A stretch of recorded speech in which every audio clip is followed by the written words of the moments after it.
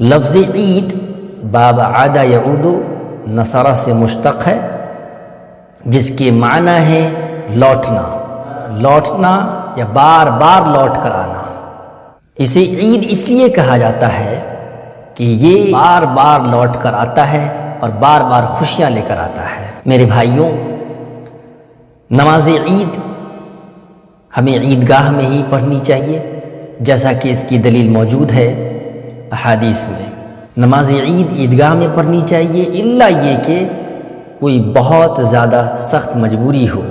نماز عید کے لیے نہ اذان ہے اور نہ اقامت ہے، جیسا کہ حضرت جابر بن سمرہ رضی اللہ عنہ بیان کرتے ہیں کہ میں نے رسول اکرم صلی اللہ علیہ وسلم کے ساتھ کئی مرتبہ عید کی نماز پڑھی، لیکن آپ صلی اللہ علیہ وسلم بغیر اذان و اقامت کے ہمیں نماز عید پڑھائی۔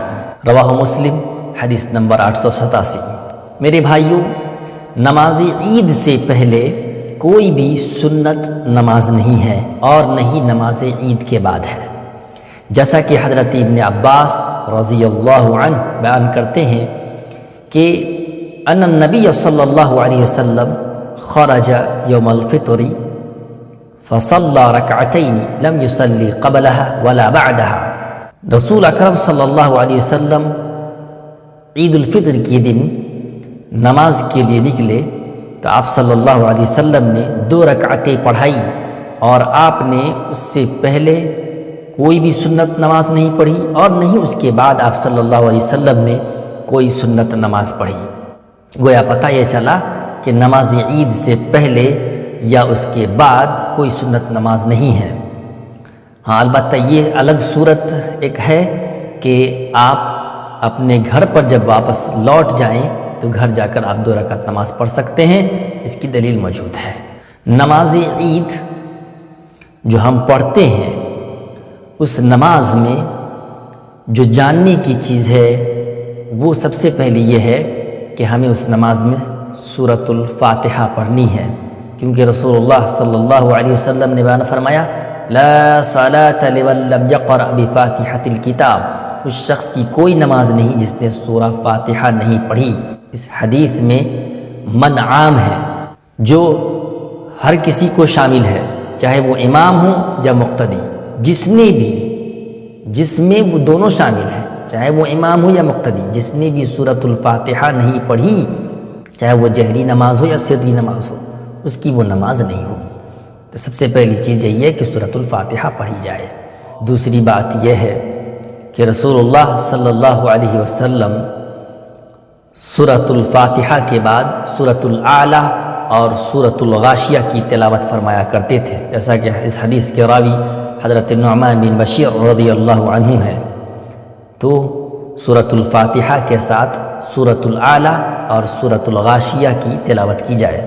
دوسری دلیل بھی ہے سورۃ القاف، قاف والقرآن المجید اور اقتربت الساعہ، یہ دونوں سورتوں کے پڑھنے کی بھی دلیل موجود ہے۔ نماز عید میں جو تکبیریں کہی جائیں گی، وہ تکبیر پہلی رکعت میں قرأت سے پہلے 7 تکبیریں اور دوسری رکعت میں قرأت سے پہلے 5 تکبیریں کہی جائیں گی، اور ہر 2 آیت کے درمیان کا جو فاصلہ ہوگا، جو ٹھہراؤ ہوگا، وہ ایک معتدل آیت کے برابر۔ امام ابو حنیفہ رحمۃ اللہ علیہ کے نزدیک قرأت سے پہلے پہلی رکعت میں 3 اور دوسری رکعت میں قرأت کے بعد 3 تکبیرات ہیں۔ اس کی کوئی دلیل موجود نہیں ہے۔ جو ہم تکبیر کہیں گے، ان تکبیروں میں ہاتھوں کے اٹھانے کا جو مسئلہ ہے، ہاتھوں کے اٹھانے کا، اس میں بھی اختلاف ہے۔ امام ابو حنیفہ رحمۃ اللہ علیہ کے ماننے والے جو لوگ ہیں، ان کے نزدیک ہاتھ کو اٹھائے جائیں گے، ہاتھ وہ لوگ اٹھاتے ہیں، لیکن اس کی کوئی بھی صاف ستھری صحیح حدیث موجود نہیں ہے۔ جتنی بھی حدیثیں موجود ہیں، وہ سب کی سب موضوع یا ضعیف ہیں، وہ ساری حدیثیں ضعیف ہیں۔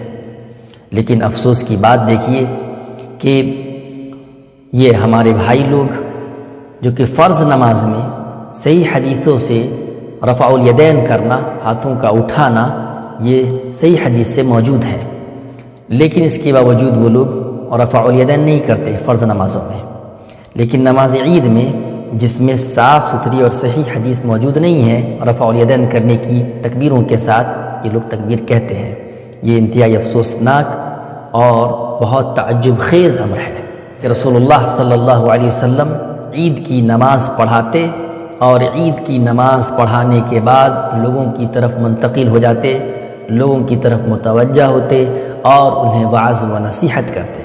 تو ایک بات یہ بھی معلوم ہوئی کہ نماز عید کے بعد ہی خطبہ ہے، نماز عید سے پہلے خطبہ نہیں ہے، لیکن ہمارے احناف حضرات کے نزدیک مسئلہ یہ ہے کہ وہ نماز عید سے پہلے بھی تقریر کرتے ہیں اور نماز عید کے بعد بھی وہ خطبہ دیتے ہیں۔ نماز عید سے پہلے وہ اردو میں تقریر کرتے ہیں اور نماز عید کے بعد وہ عربی میں کتاب لے کر خطبہ دیتے ہیں۔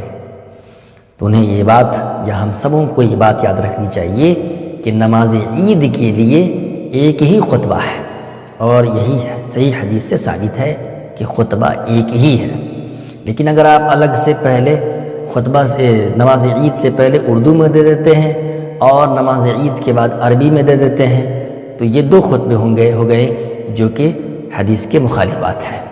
اور دوسری بات یہ ہے کہ وہ لوگ جو نماز عید سے پہلے خطبہ دیتے ہیں اس کی کوئی دلیل موجود نہیں ہے، یہ سنت کے خلاف بات ہے۔ رسول اللہ صلی اللہ علیہ وسلم سے نماز عید سے پہلے خطبہ دینا ثابت نہیں ہے۔ اس سنت کی مخالفت جس شخص نے سب سے پہلے کی اس شخص کا نام ہے مروان، جو کہ عموی خلیفہ تھا۔ اس نے جب خطبہ دیا تو ایک شخص نے کھڑے ہو کر کہا کہ مروان تو نے سنت کی مخالفت کی ہے، یعنی نماز عید سے پہلے خطبہ دے کر تو نے سنت کی مخالفت کی ہے۔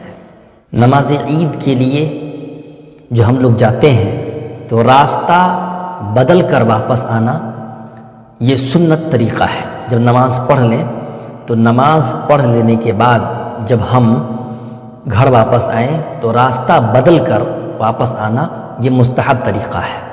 تو ایسا یہ طریقہ ہمیں اختیار کرنی چاہیے۔